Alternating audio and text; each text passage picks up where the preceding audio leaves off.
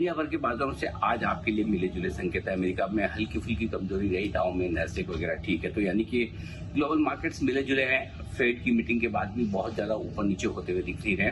एक सीमित दायरे में उतार चढ़ाव के बीच कारोबार होता दिख रहा है। तो एक संकेत तो सबसे बड़ा वो है। दूसरा संकेत हमारे लिए अपना है, जो अब तक 3-4 दिनों से एफआईज की तरफ से थोड़ी खरीदारी के नंबर्स आ रहे थे, लोकल फंड्स भी खरीदे थे।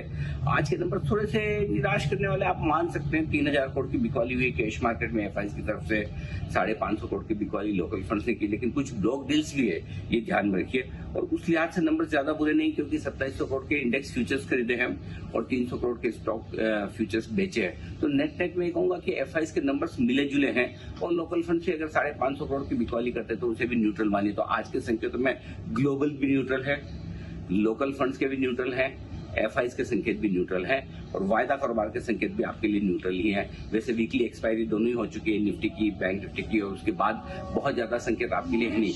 अब आइए, जो बड़ा संकेत आपके लिए बाजार के लिए है वो है हमारी अपनी ट्रेडिंग रेंज। कल हमने लाइफ टाइम हाई बनाया निफ्टी पे, इंट्राडे और क्लोजिंग बेसिस पे। सेंसेक्स पर भी लाइफ हाई बना और मिड कैप इंडेक्स भी इंट्राडे और क्लोजिंग बेसिस पर लाइफ हाई बना। इसका मतलब क्लियर कट है कि बाजारों का मोमेंटम बहुत स्ट्रॉन्ग और मजबूती वाला है। और ऐसे में बाय ऑन डिप्स की स्ट्रेटेजी रहनी चाहिए आपकी। थोड़ा सा हम 23,500 के आसपास आकर अटक रहे हैं, लेकिन कोई चिंता की बात नहीं। और आज के लिए भी अगर आप संकेत देखें तो 23,200, 23,300 ये आपके लिए मजबूत सपोर्ट का काम करेगा। इस रेंज में पक्के तौर पर खरीदारी करनी है। ऊपर में 23,450, 23,500 हल्की फुल्की रुकावट की रेंज है। 23,525 के ऊपर निकल कर टिके तो निफ्टी ब्लू स्काई जोन में, खुले नीले आकाश में कुछ और बढ़िया मजबूती और नए लेवल्स के लिए तैयार होता दिखेगा। और तब आपको ऊपर में और ज्यादा रेंज बेहतर बनती हुई दिखेगी। जहां तक बैंक निफ्टी का सवाल है, बैंक निफ्टी भी 49,000 के ऊपर लगातार बंद होता दिख रहा है।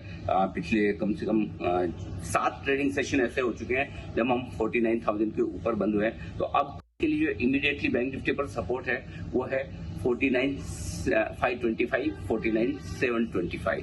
ये रेंज आपके लिए मजबूत सपोर्ट का काम करेगी। इनफैक्ट 49,800 भी आसानी से नहीं टूटने वाला है, लेकिन फिर भी आप 49,525, 49,725 इस रेंज को आप सपोर्ट के तौर पे मान के चलिए।